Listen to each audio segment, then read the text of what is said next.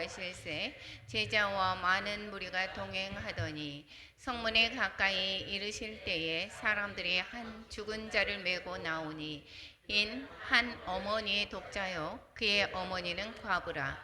그 성에 많은 사람도 그와 함께 나오거늘 주께서 과부를 보시고 불쌍히 여기사 울지 말라 하시고 가까이 가서 그 관에 손을 대시니 맨 자들이 서는지라. 예수께서 이르시되 청년아 내가 네게 말하노니 일어나라 하시매 죽었던 자가 일어나 앉고 말도 하거늘 예수께서 그를 어머니에게 주시니 모든 사람이 두려워하여 하나님께 영광을 돌려 이르되 큰 선지자가 우리 가운데 일어나셨다 하고 또 하나님께서 자기 백성을 돌보셨다 하더라. 예수께 대한 이 소문이 온 유대와 사방에 두루 퍼지니라. 아멘. 오늘의 본문의 말씀은 나인성에서 일어나는 일들입니다. 과부의 아들을 살리시는 예수님의 모습을 담고 있습니다. 그러기 전에 이제 계속해서 하는 것은 지금 사복음서에서 예수님의 행적을 지금 쫓아가 보는 것이죠. 예수님께서 이제 탄생하셔서 이 땅에 보내주셨던 그러한 일들이 AD 그 0년인데 이 잘못 계산이 되어서 AD BC 한 3, 4년 요즘이라고 전후라고 얘기를 하고 있습니다. 예수님께서 갈릴리 나사렛에서 살고 있지만 베들레헴에서 태어났었죠. 먼저 그 요셉의 목수의 아들인 그 마리아와 목수였던 요셉의 사이에서 아기가 태어나서 이제 베들레헴에서 태어나서 애굽으로 피신했다가 다시 고향이었던 갈릴리 나사렛에서 이제 살아났습니다. 그러니까 목수의 아들로서 살게 되었던 것이 한 30년간이다라는 것입니다. 이것이 사생애입니다. 그래서 30년까지의 개인으로 살았던 그러한 생활을 이제 끝으로 하고 공생애가 시작이 됩니다. 공생애는 요한에게서 세례를 받습니다. 요단강에서 세례를 받았을 때에 그 장소를 한번 이거 얘기를 안 했었는데 요단 동편 베레아 지역으로 이제 내려가서 세례를 받는데 요 자리가 바로 엘리사가 승천했던 자리입니다. 그래서 엘리사는 누구를 예표를 하죠? 예수님을 바로 예표를 합니다. 여기에서 세례를 받고 그리고 공생애를 시작을 합니다. 40일 동안 금식 기도를 하시고 그리고 세례 요한의 제자였던 5명의 제자를 만나게 됩니다. 이 제자들과 함께 가나의 혼인잔치를 갖게 되죠. 가나의 혼인잔치에서 물로 포도주를 만드는 사건이 바로 첫 번째의 기적이다라고 표현을 하고 있습니다. 그러니까 이제 예수님의 공생애가 시작이 되는 것은 우리가 잘 알고 있습니다. 몇 년이라고 했습니까? 3년이었습니다. 3년에서 조금 더 되는 것입니다. 이게 가나의 혼인잔치가 바로 6월절 전에 있었던 일이니까. 그리고 이제 바로 6월절이 되기 시작을 합니다. 이제 16월절이 되어서 예루살렘으로 다시 와서 예루살렘에서 성전을 청결하기 시작합니다. 그리고 예루살렘에서 성전을 청결하게 한 다음에 이 8개월 예루살렘에서 거기에서 예수님께서 기적도 행하시고 이제 그 복음을 전했던 이야기가 약 8개월 정도입니다. 그리고 중간에 이제는 8개월이 지나서 다시 갈릴리로 가십니다. 갈릴리로 가길 때에 그 중간에 이제 그 예루살렘에 있을 때 니고데모의 방문도 있었지만 그 중간에 올라가는 중간에 사마리아 여인을 만나게 돼서 사마리아의 땅에 복음이 전해지게 되는 내용이 있습니다. 그리고 이제는 거기를 지나서 가나에서 이제 올라갔을 때에 거기를 왕의 신하를 고치고 그리고 고향으로 갔을 때에 배척을 받으면서 이제 거주지를 가버나움으로 옮기게 됩니다. 가버나움에서 거처를 두고 이제 베드로와 요한과 야고보 등 이제는 제자들을 정식으로 세워 나가는 것입니다. 그리고 나서 이제 가버나움에서 안식일에 회당에 들어가서 가르치고 또 귀신 들린 자를 쫓고 병든 자를 고치고 이렇게 갈릴리에서 이제 1차 순회 전도를 하게 됩니다. 요것이 12월경에 이 갈릴리에 왔으니까 한 4개월 정도에 걸쳐서 1차 순회 전도를 하셨다라는 것입니다. 그리고 여기 그 전에 중풍병자를 고치고 마태를 부르게 됩니다. 이것이 갈릴리에서 있었던 4개월의 여정입니다. 다시 이제 6월절이 왔습니다. 그러니까 공생이 시작하고 1년이 지났다라는 이야기가 되겠죠. 두 번째 6월절에 거기에서 다시 예루살렘에 갑니다. 우리가 명절 때에 이제 그 유대인들의 장정들은 예루살렘에 가서 성전에 가서 제사를 드리게 되죠. 그래서 6월절 두 번째 6월절에 예루살렘으로 오셔서 거기에 가서 베데스다의 38년 된 병자를 고치시게 됩니다. 요 날이 안식일에 고쳐서 안식일에 대한 논쟁을 또 하게 되죠. 그리고 나서 두 번째 6월절에는 예루살렘에서 오래 머물지 않고 바로 이제 갈릴리로 올라가게 됩니다. 왜 그럴까요? 이제는 많은 1년 사이에 예수님의 행적을 많은 사람들이 들었습니다. 많은 사람들이 듣고 이 가난하고 병든 자들은 주님을 따라가는 반면에 바리새인들과 사두개인, 제사장 이런 사람들은 이 예수님을 주시하고 예수님을 오히려 잡고자 하고 뿐만 아니라 죽이려고 이렇게 하고 있습니다. 그렇기 때문에 이제 예루살렘에서 오래 머물지 않고 바로 갈릴리로 이동하게 됩니다. 그리고 나서 이제 갈릴리에서 12제자를 확정하시고 이제 마태복음 5장에 나와 있는 산상수훈을 이제 산에서 거기에서 이제 가르칩니다. 많은 사람들에게 이제 복음을 가르치게 되죠. 그리고 나병 환자와 백부장의 하인을 이제 산상수훈하고 내려와서 가버나움 고쯤에 왔을 때에 이제 나병 환자와 백부장의 하인을 고치게 됩니다. 이것이 지난번까지 있었던 일들입니다. 그리고 오늘 본문에서 나인성 과부의 아들을 살리시는 내용과 그리고 세례 요한의 질문과 예수님의 말씀의 내용을 살펴보고자 합니다. 그러니까 이제 지금 1년이 지나고 2년 두 번째 6월절이었지만 횟수로는 1년이 조금 더 지난 사이에 지금 갈릴리에서 사역을 하는 그러한 내용입니다. 이제 후에 얘기를 하겠지만 그 다음 세 번째의 6월절은 예루살렘에 가지 않습니다. 그리고 계속해서 이 지금 갈릴리 지역에서 예수님이 복음을 전하는 내용이 기록되어져 있습니다. 그 전에 이제 가버나움에서는 여기에서 백부장이야. 이제 그때의 종 하인은 뭐죠?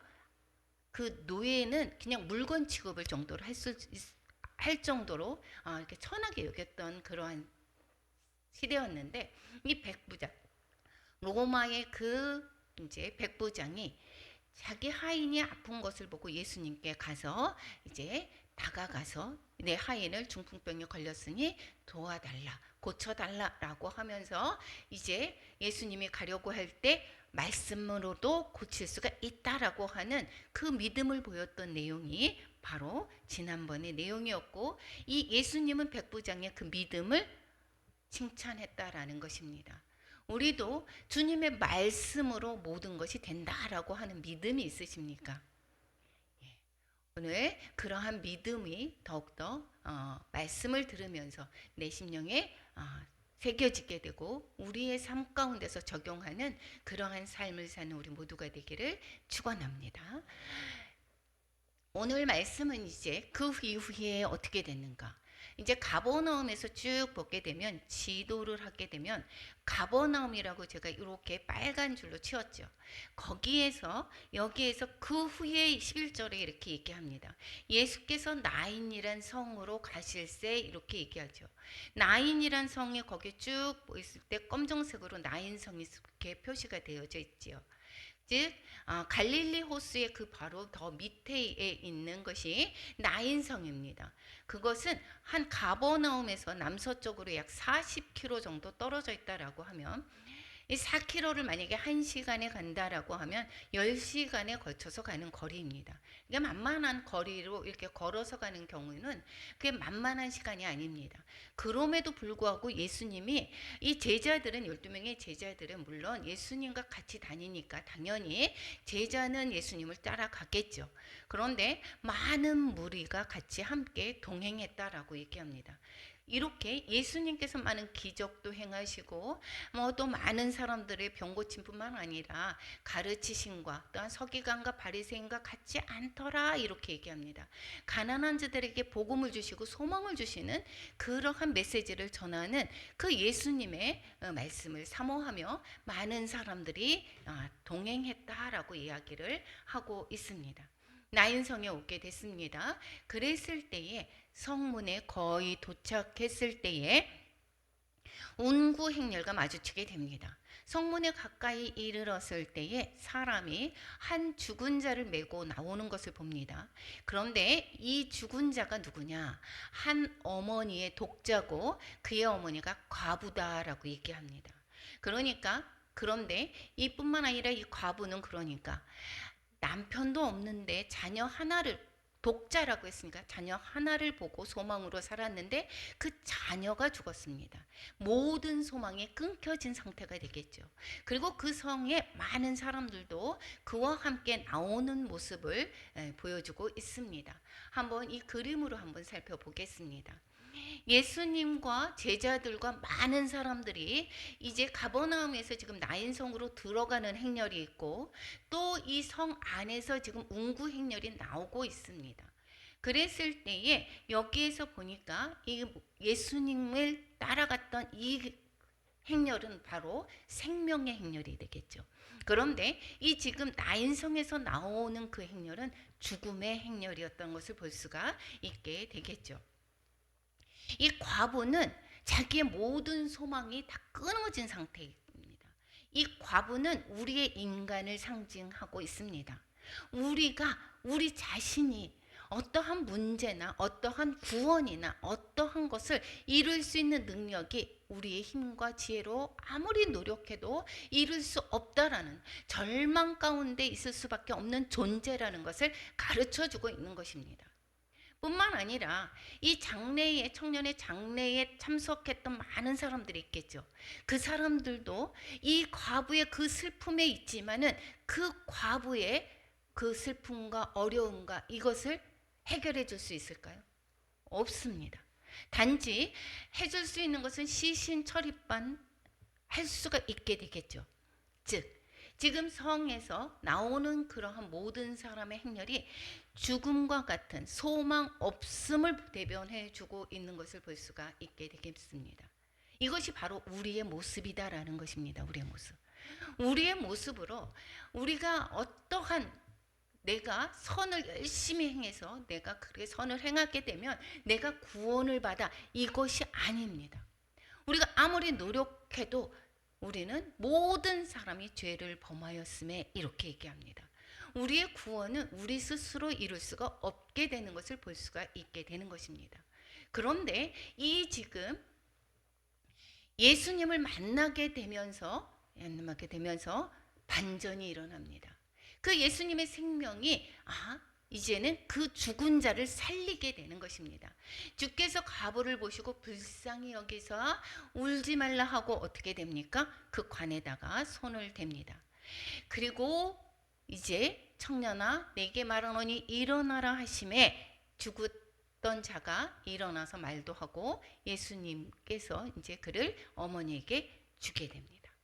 소망 없고 절망 없었던 그러한 상태가 예수님을 만남으로 말미암아 다시의 소망을 갖게 되고 구원을 받게 되고 기쁨을 얻게 되는 내용이 바로 이 내용인 것입니다.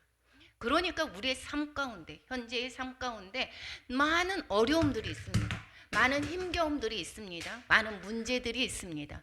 그랬을 때에 내 힘으로 해결하지 못하는 것들이 정말 많습니다. 그럴 때에 우리는 사람을 찾아갑니다. 어떤 힘을 찾아갑니다. 그렇지만 그것조차도 많은 옹구 행렬들이 같이 나와 있지만, 많은 성 안에 많은 사람들이 쫓아왔지만 어느 것 하나 해결해 줄 수가 없었다라는 것입니다.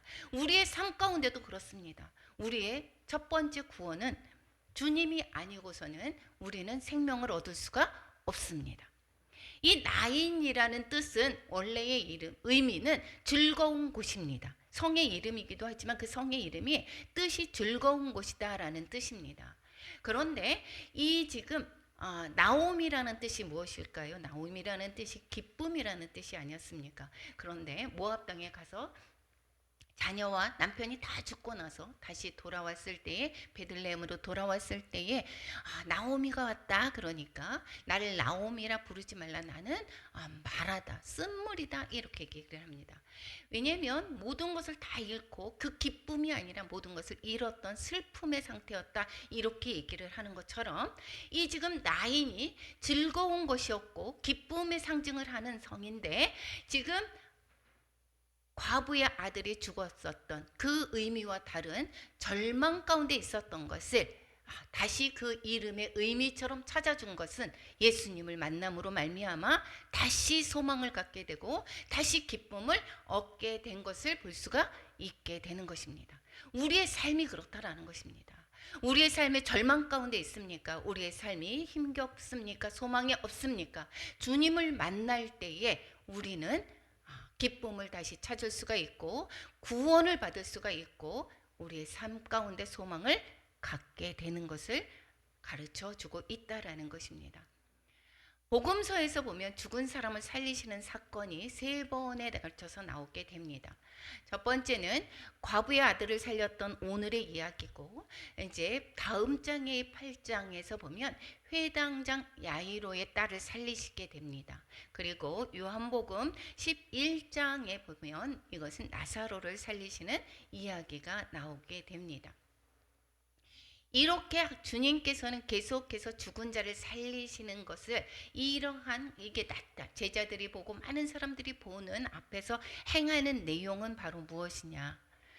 예수 그리스도께서 부활하시는, 즉 생명을 살리시는 분이시다라는 것을 가르쳐 주고 있는 것을 볼 수가 있게 됩니다. 그래서 죽은 자가 다시 생명을 얻고 그리고 영원한 삶을 살게 되는 것, 이들이 지금 살았던 사람들은 다시 죽게 되지만 예수님이 부활하시고 예수님이 재림할 때에 다시 우리는 영원한 생명을 얻게 되는 것을 가르쳐 주고 있습니다. 예수님을 믿는 자들이. 나인성에 관해서 잠깐 소개를 하겠습니다. 아까 요단강에서 세례를 베푸신 장소가 엘리사가 승천했던 장소라고 했습니다.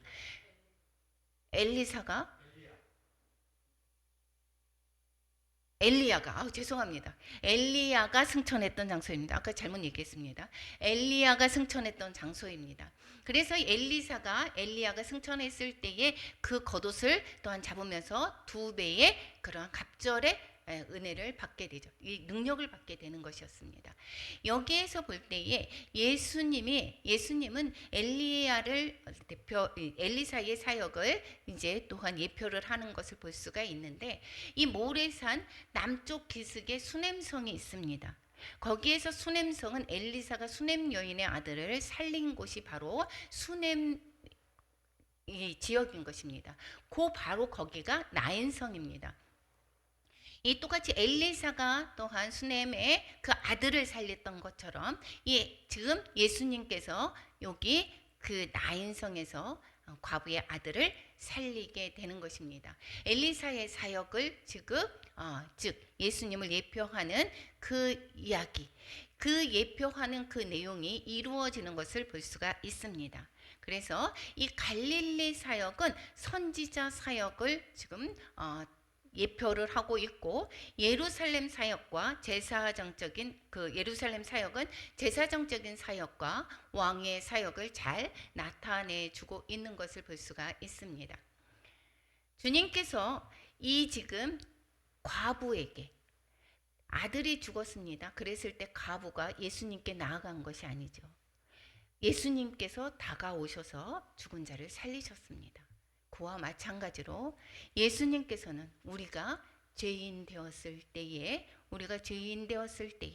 아직 연약했을 때에 우리를 위해서 돌아가셨습니다.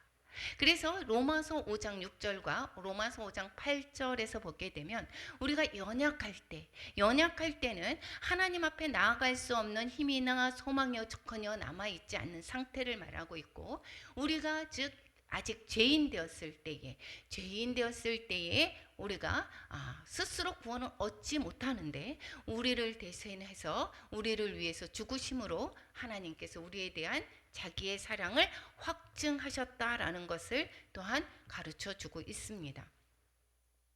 예수님께서 죽은 자를 살리신 사건은 먼저 예수님이 먼저 손을 내밀어 주신 것은 이것은 하나님께서 이루어 가시는 구원의 실상을 가르쳐 주고 있다라는 것입니다. 그리고 예수님만이 그리고 인간의 모든 능력을 모든 문제를 해결할 수 있는 분이시다라는 것입니다. 그래서 우리는 지난번에도 말씀을 드렸지만 우리의 그 문제가 사건이 우리가 있을 때에 이 사건이 우리에게 닥쳤을 때에 그 사건이 우리에게 문제가 되는 것이 아닙니다. 우리는 주님께 나아가지 않는 것, 주님께 기도하지 않는 것이 문제입니다. 주님의 도우심을 구할 때에 그럴 때에 주님께서의 우리의 모든 필요를 다 아시고 주님께서 또한 우리의 문제들을 옮기시는 것을 볼 수가 있게 됩니다. 그러니까 우리는 먼저 누구를 찾아야 되는 것입니까? 주님을 찾아야 되는 것입니다. 그리고 메시아로서의 죽음의 권세를 이기고 생명을 부여하는 분인 것을 선포하는 것입니다. 죽은 자를 살리는 것, 즉 죽음의 권세에서 우리를 생명을 얻게 하는 분이시다라는 것을 가르쳐 주는 것이다라는 것입니다. 그리고 구원의 초점은 하나님께서 자기 백성을 돌보셨다라는 것을 가르쳐 주고 있다라는 것입니다. 주님과 동행했던 사람들이 이제 그 광경을 다 보았죠. 아들을 살리는 것을 보았습니다. 여기에서 모든 사람이 두려워하며 하나님께 영광을 돌려 이르되 큰 선지자가 우리 가운데 일어나셨도다 하고 이 지금 많은 사람들이 여기에서 보고 예수에 대한 소문이 더 많이 퍼졌습니다. 이것은 예수님께서 자기 백성을 찾아오시는 현존하는 하나님의 모습을 보여주고 있습니다. 구원은 하나님이 우리의 불쌍히 여기시는 하나님께로부터 오는 것입니다. 우리를 살리기 위해서 예수님께서 마지막에 기도하시지 않습니까? 나의 하나님 어찌하여 나를 버리시나이까? 이제는 옮길 수가 있으면은 옮기기를 바라지만 하나님 내 뜻대로 하지 마시고 아버지 뜻대로 하옵소서 라고 했을 때 그 절규를 왜 외면하셨을까요? 그 사랑하는 아들이 죽어가는 것을 마지막을 그 절규를 외면하신 이유는 우리를 사랑하기 때문인 것입니다. 우리를 사랑하기 때문에 그 예수님의 절규를 또한 외면하셔야 됐고, 그리고 나서 또 주님은 그 예수님의 죽음으로 말미암아 우리를 구원하신 것입니다. 정말 저도 마찬가지지만 저희 아버지가 일찍 돌아가셨다고 그랬습니다. 사랑받지 못했다라고 그러한 느낄 때가 정말도 많습니다. 예수님의 그 사랑을 알기 전에는 정말 너무도 나를 사랑하는 사람이 아무도 없어 라고 정말 외로워해서 많은 그러한 잘못된 생각들도 정말 많이 했었습니다. 근데 주님의 사랑을 알고 나서는 내가 그 누구보다도 주님이 나를 사랑하는데 나는 주님만 있으면 돼 라고 하는 그러한 마음이 있기 때문에 힘을 얻고 지금까지 왔던 것 같습니다. 우리가 정말 나 외에 그 주변에 아무도 없어, 나를 도와줄 사람이 없어, 하지만 임마누엘 주님이 우리와 늘 함께 동행하시는 것을 깨닫기 바랍니다. 하나님은 주님을 십자가에 못 박기까지 하시면서 우리를 사랑하셨다는 그 사랑을 깨닫기를 바랍니다. 이 아버지의 사랑을, 구원은, 이 믿음은 아버지의 사랑을 그냥 받아들이는 것입니다. 그래서 우리는 그래서 하나님의 백성의 이 사랑을 받아들여서 우리가 절망 가운데 살아가기를 원하는 것이 아니라 기쁨과 즐거움이 우리에게 보장되어져 있습니다. 이것을 받아 누리면서 살라고 하는 것입니다. 그래서 항상 기뻐하라, 쉬지 말고 기도하라, 범사에 감사하라 하라는 것입니다. 사랑에 대한 그러한 채무감으로 오늘도 살아야 되는 것입니다. 하나님이 우리를 이처럼 사랑했는데 내가 어떻게 함부로 살 수는 없겠죠.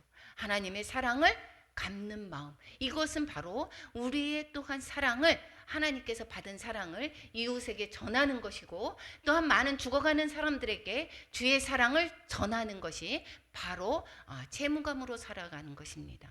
그래서 하나님의 사랑을 우리는 갚아야 되는 것입니다. 누구에게 갚습니까? 이웃에게 갚는 것입니다.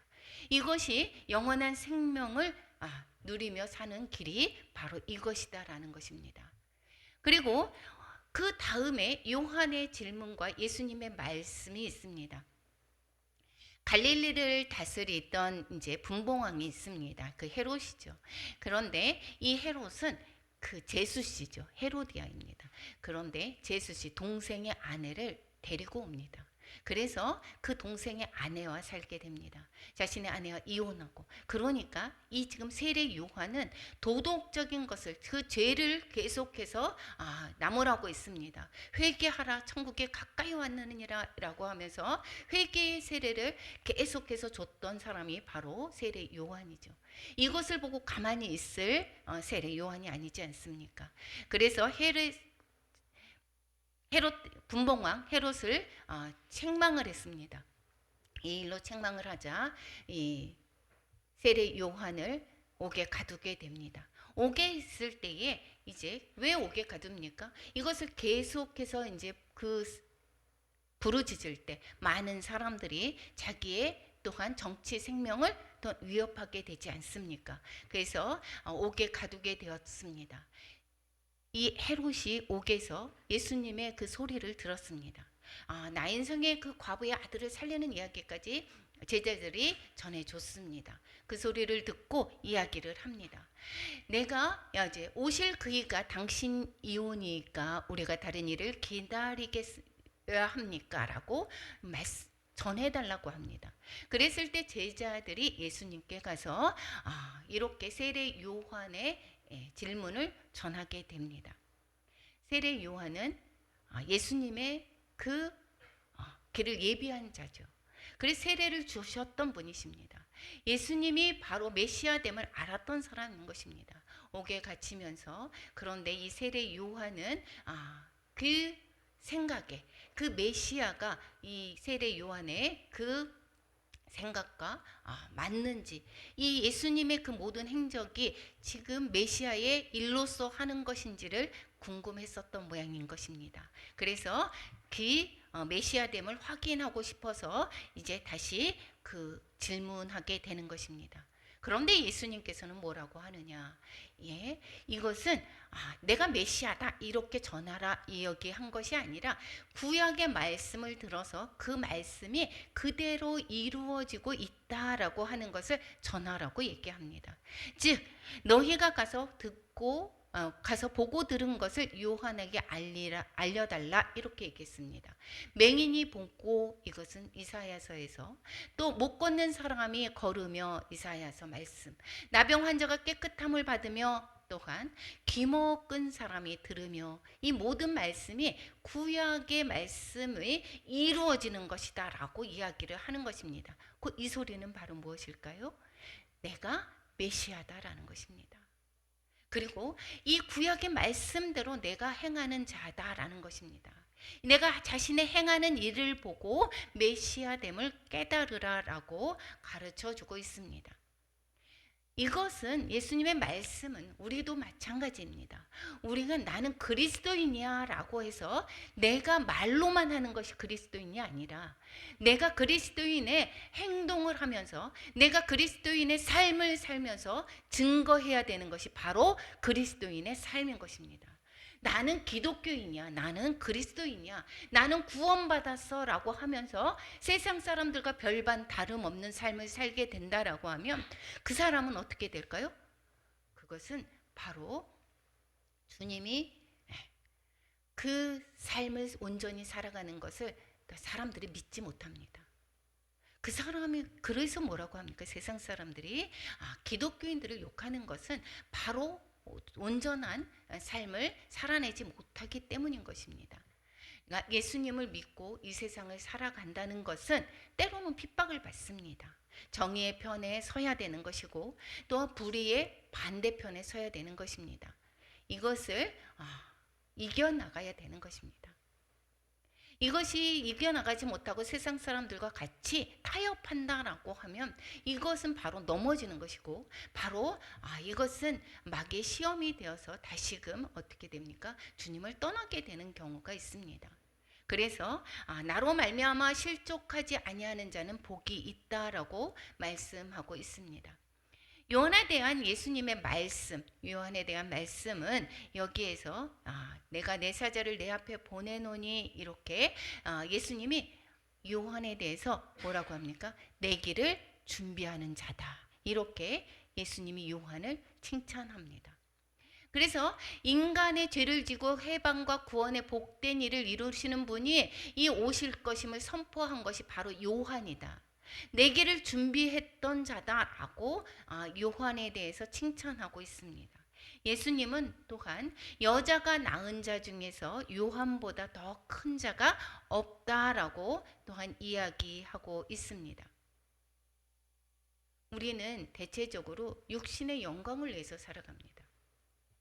내가 한 것을 자랑하고 싶어 합니다. 그런데 그것을 자꾸 우리는 돌아봐야 되는 것입니다. 육신의 영광을 위해서 살아가는 것은 진정한 기쁨을 누리는 것이 아닙니다. 우리는 하나님에 맡겨지신 하나님의 영광 위해서 살아가는 것입니다.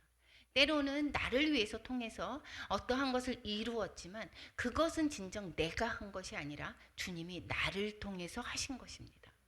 우리는 주님의 영광의 통로가 되는 것입니다. 그래서 우리는 나 자신을 위해서 사는 것이 아니라 주님의 영광 위해서 주님의 사랑을 전하는 통로가 되어야 되는 것이고 힘겹고 어려운 막막한 자들에게 그들에게 또한 손을 잡아주고 일으키는 역할 그리고 하나님의 또한 사역을 담당하는 것이 진정한 행복을 누릴 수가 있게 되는 것입니다.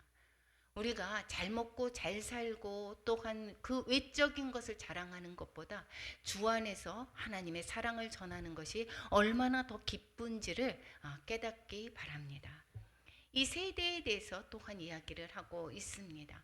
이 세대의 사람들이 누구냐? 이때에 지금 예수님의 세대를 이야기를 하고 있지만 지금도 마찬가지입니다. 지금은 이때보다 더하죠. 이때에 우리가 너희를 향해서 피리를 불어도 너희가 춤추지 않고 우리가 곡해도 너희가 울지 아니하였다 이렇게 얘기합니다. 이 소리는 바로 피리를 불어도 너희가 춤추지 않았다 이 소리는 예수님의 현상을 이야기하고 있습니다. 예수님은 구원의 복 메시지, 축복의 메시지, 기쁨의 메시지를 전했는데도 불구하고 기뻐하지 않고 오히려 많은 사람들이 비판하게 됩니다. 장례식 같은 놀이, 즉 세례 요한은 심판을 지금 선포하고 또한 절망을 지금 선포하고 슬픔의 메시지를 전합니다. 그럼에도 불구하고 바리새인들이나 여러 사람들이 유대인 사람들이 여기에서 변화가 없는 모습을 꼬집어서 이야기를 하고 있습니다. 그래서 우리가 곡하여도 너희가 울지 아니하였다. 내 마음의 상태를 알지 못했다라는 것입니다. 우리가 성경의 말씀을 들으면서 어떻게 합니까? 하나님께서 우리에게 계속해서 말씀하십니다. 너희들 이 세대를 본받지 말아라. 너희들이 또한 그 마음이 기경하라 라고 계속해서 말씀을 전하지만 우리는 내가 잘못된 것을 잘 모릅니다. 우리가 다른 사람의 잘못은 잘 보는데 내가 내 잘못은 잘 보지를 못하는 것, 이것이 바로 때로는 저 사람들이 그렇다라고 하는 것이 아니라 바로 이것이 우리의 모습인가다라는 것을 살펴보시기 바랍니다. 또한 33절 34절에서는 세례 요한이 와서 떡도 먹지 않고 즉 금식하고 포도주도 먹지 아니했더니 귀신이 들렸다고 하고 인자는 와서 먹고 마심에 너희들이 어떻게 해요? 쾌락주의자다, 또 세리와 죄인들의 친구다, 이렇게 얘기했다라는 것입니다. 이 소리는 무엇입니까? 세례 요한은 안 먹어서 탈이고 예수는 또한 먹어서 탈이라고 욕합니다. 그러니까 이 사람들은 어떻게 해요? 오히려 이 사람들의 바리새인들이 그 이슈입니다. 아, 이 사람도 탓하고 저 사람도 탓하고, 세례 요한의 그 부르짖음에도 변하지 않고 예수님의 그 복음을 전하는 메시지에도 귀 기울이지 않는 그 사람들을 꼬집어서 말씀하고 있습니다. 그 세대가 그렇다라고 이야기하고 있습니다. 지금도 말씀하고 있습니다. 예수님께서 뭐라고 말씀하십니까? 귀 있는 자는 들을지어다. 귀 있는 자는 들을지어다라고 합니다. 나에게 좋은 소리, 나에게 아부하는 소리를 들으라는 것이 아니라 하나님의 복음의 메시지를 듣고 회개하라는 말씀을 듣고 있습니다. 주 안에서 내가 죽고 주님으로 살라고 외치고 계십니다. 그 소리가 나한테 들려야 되는 것입니다. 예수님의 세례 요한을 통해서 말씀하고 또 예수님께서 직접 많은 일들을 증거하고 있는데도 이 사람들, 이 세대의 사람들은 어떻게 해요? 깨닫지 못하고 있다라는 것이고, 이 일들은 지금 우리에게도 그렇다라는 것입니다. 하나님께서 많은 말씀으로 교훈하고 계십니다. 명령하고 있습니다. 그런데도 그 말씀에 우리는 귀 기울이지가 않습니다.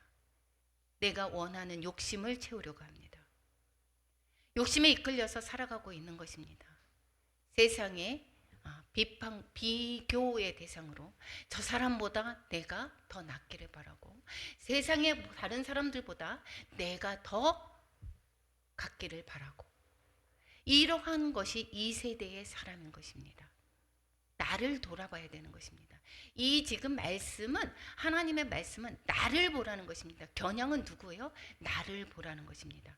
그리고 나를 보고 이제는 내가 하나님께, 이 바리새인들과 이 지금 곡해도 곡하지 않고 또 어떻게 합니까? 기뻐도 춤추지 않는, 피리를 불어도 춤추지 않는 그러한 세대가 되지를 말고 하나님의 말씀을 듣고 우리는 하나님께 나아가야 된다라고 가르쳐 주고 있습니다.